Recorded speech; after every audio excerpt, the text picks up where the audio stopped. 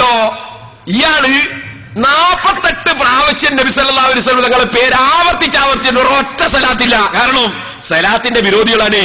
അപ്പൊ സലാത്ത് ഒന്നായിട്ടും ചെല്ലാൻ പാടില്ല, നാരിയത്ത് സലാത്ത് പറ്റൂല, അളവ് സലാത്ത് പറ്റൂല, എന്തിന് ഏതെങ്കിലും ചൊല്ലുന്ന ഇല്ലാതാകില്ലേ ആവശ്യം? എന്താ കള്ളചാറോ എന്ന് പറയുന്ന കമ്പനിയല്ലേ?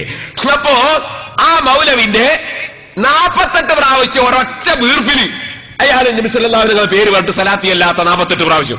44 ഞാൻ എണ്ണിക്കണ്ടിട്ട് കരുനാഗപ്പള്ളി ഞാൻ സീഡി വെച്ചപ്പോ സദസ്സിലുള്ളവർ ഞങ്ങൾ എണ്ണി നോക്കി 48 ഉണ്ട്. നിങ്ങൾ എണ്ണിക്കോളി വെക്ക്.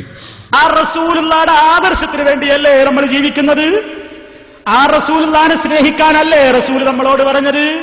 ഞാൻ അവന് പ്രിയങ്കരനാകുന്നത് വരെ അവന്റെ മാതാപിതാക്കളെക്കാൾ, മക്കളെക്കാൾ, അതുപോലെ തന്നെ ലോകത്തുള്ള മറ്റെല്ലാവരെക്കാളും എന്നെ സ്നേഹിക്കുന്നത് വരെ നിങ്ങളിൽ ഒരാൾ മുഅ്മിനായി തീരുന്നതല്ല.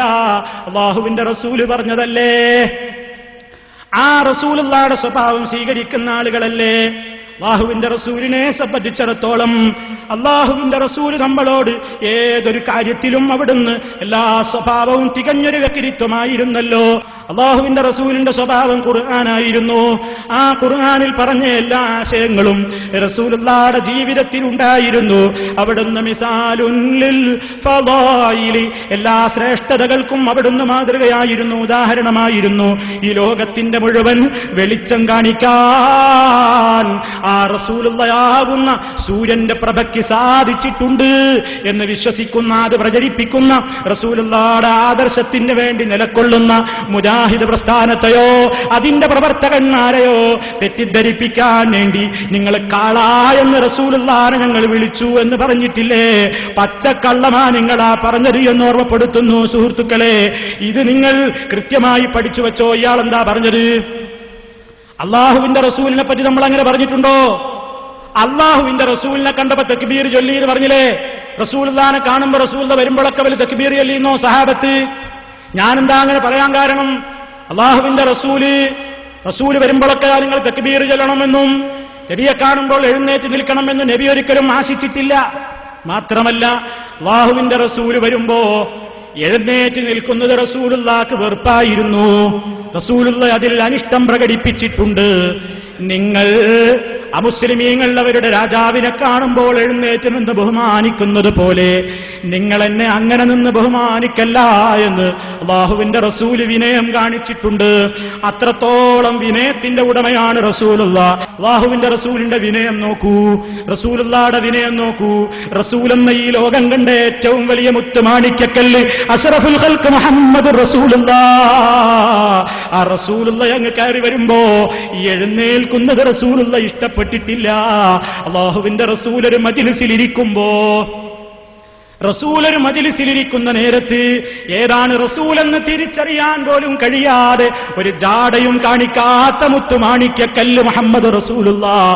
ആ റസൂലുള്ളാഹിനെ കാണാനും സംസാരിക്കാനും വേണ്ടി വിദേശ രാജ്യത്ത് നിന്ന് ആളുകൾ വരുമ്പോ മുഹമ്മദ് റസൂലുള്ളാഹിനെ ഒന്ന് കാണണം, അവിടുത്തോട് 2 വാക്ക് സംസാരിക്കണം, അവിടുത്തിൽ നിന്നൊന്ന് ദീന് പഠിക്കണം എന്ന് വിചാരിച്ചുകൊണ്ട് റസൂലുള്ളാഹിയുടെ അരികിൽ വിദേശ പ്രതിനിധികൾ വരുമ്പോ റസൂലുള്ളാഹിയും സഹാബത്തും ഒരുമിച്ചിരിക്കുന്ന മജ്‌ലിസിൽ വെച്ച് ആരംഭ റസൂല് ആരാണെന്ന് തിരിച്ചറിയാൻ പോലും വന്ന വിദേശ പ്രതിനിധിക്ക് സാധിക്കാതായതുകൊണ്ട്, കാരണം അവിടെ വേഷത്തിൽ ജാടയില്ല, ഇരിപ്പിൽ ജാടയില്ല, ആളുകളുടെ മുമ്പിൽ ജാടയുടെ കാട്ടിക്കൂട്ടലുകളില്ല. മുഹമ്മദുർ റസൂലുള്ളാഹ് അവരിൽ ഒരുവനായി വിനയത്തോടുകൂടി ആ സദസ്സിലിരിക്കുന്നത് കൊണ്ട് ഏതാണ് മുഹമ്മദ് എന്ന് വരുന്ന വ്യക്തികൾ ചോദിച്ച് മനസ്സിലാക്കാറായിരുന്നു പതിവ്. മൻമിൻകും മുഹമ്മദ്, മൻമിൻകും മുഹമ്മദ്, നിങ്ങളുടെ കൂട്ടത്തിൽ മുഹമ്മദ് ആരാണ് നിങ്ങളുടെ കൂട്ടത്തിലെ മുഹമ്മദ് ജനങ്ങളെ എന്ന് സ്വഹാബത്തിരിക്കുന്ന മജ്‌ലിസിൽ എന്നുകൊണ്ട് വിദേശത്ത് നിന്ന് വരുന്ന പ്രതിനിധികൾ ചോദിക്കാൻ മാത്രം വിനയത്തോടെ മുഹമ്മദ് റസൂലുള്ളാഹി ജാടയുടെ ആളല്ല, നിങ്ങൾ ജാടയാണ് കാണിക്കാറുള്ളത്. എത്ര? 46 വിട്ടുപോയിട്ടുണ്ടാവും. അപ്പൊ 46. ഈ 46 പ്രാവശ്യം ഒരൊറ്റ പ്രസംഗത്തിൽ പറഞ്ഞ ഒരു സലാത്ത് ചൊല്ലിപ്പോയില്ല. എന്തേ?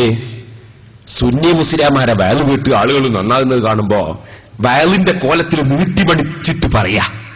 പക്ഷേ ഉള്ളിന്റെ ഉള്ളിലുണ്ടെങ്കിലല്ലേ സലാത്ത് നാവുമ്പലിങ്ങി വരുള്ളൂ. സലാത്ത് വരുന്നില്ല നാവുമ്പലി. അങ്ങനെ ഇങ്ങനെ പറയാ. എന്നിട്ട് ഈ ശബ്ദം കേൾപ്പിച്ച് സാധാരണക്കാരായ സുന്നികളെ വഴിപിഴപ്പിക്കുകയാണ് മൗലവി. എന്നാ നിങ്ങൾക്കൊന്ന് കേൾക്കണോ? ഇങ്ങനെ സലാത്ത് ചൊല്ലാത്ത മനുഷ്യരെ പറ്റി നബി സല്ലല്ലാഹു അലൈഹി വസല്ലം തങ്ങൾ എന്താ പറഞ്ഞതെന്ന് മൗലവി പറയുന്നു. മൗലവിന്റെ ആകൊണ്ട് എന്നെ പറയിപ്പിക്കാം. എന്റെ പേരൊരു മജ്ലിസിൽ പറയുന്നത് കേട്ടിട്ട് എന്റെ പേരിൽ സലാത്ത് ചൊല്ലാത്തവൻ ബഖീൽ തന്നെ, ബഖീൽ തന്നെ, പിശുക്കനാണെന്നുള്ള റസൂൽ പറഞ്ഞിട്ടുണ്ടല്ലോ. സലാത്ത് ചൊല്ലാത്തവൻ അവൻ തുലയട്ടെ എന്നർത്ഥം വരുന്ന രൂപത്തിൽ അല്ലാഹുവിന്റെ റസൂൽ പറഞ്ഞില്ലേ? അവൻ തുലയട്ടെ, അവൻ തുലയട്ടെ, അവൻ തുലയട്ടെ, അവൻ തുലയട്ടെ.